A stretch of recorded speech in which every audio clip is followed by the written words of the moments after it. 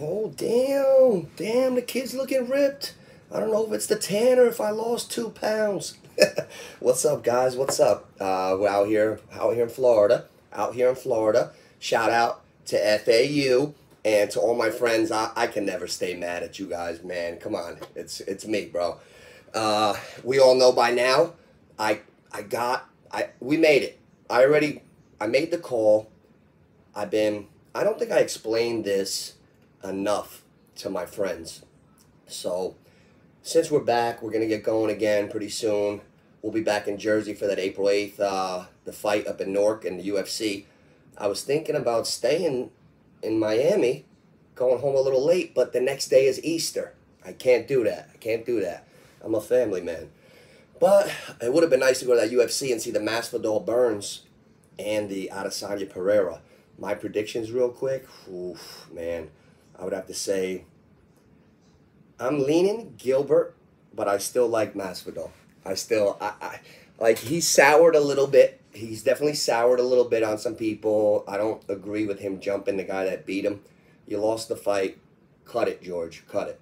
So I don't like that, but I still root for him. Like I just saw him on Joe Rogan the other day, and I was interested in the interview. He's an interesting guy. He's a little crazy, but he's smart too. So I don't know.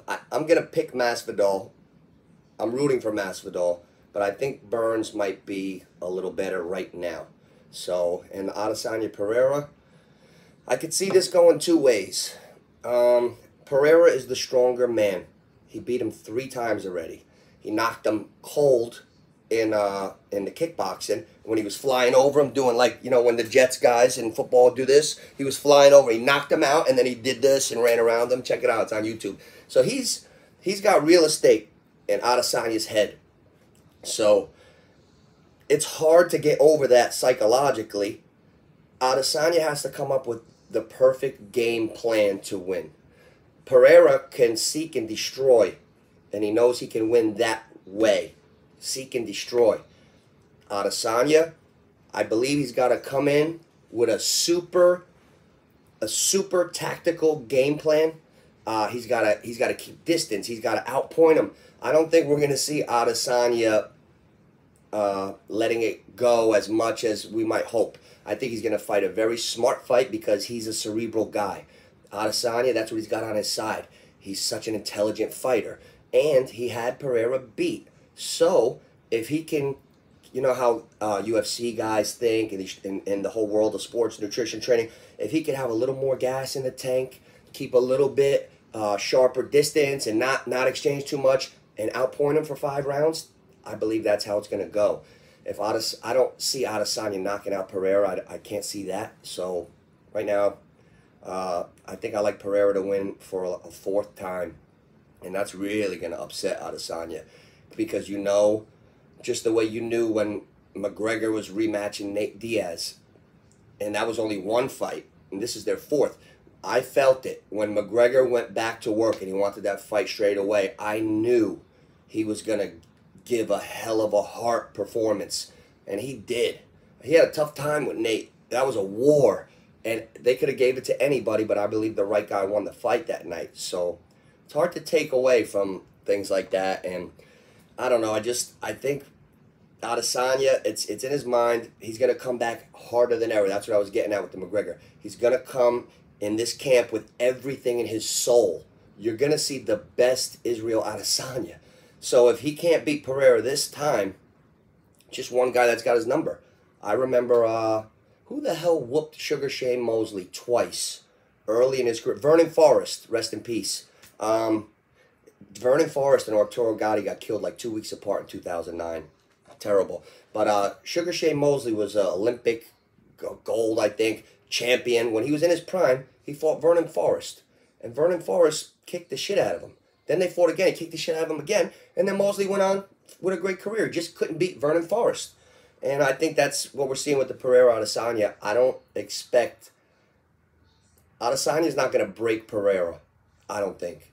I think Pereira can break Adesanya, but I also think Adesanya can outpoint Pereira. So there's the Rubik's Cube.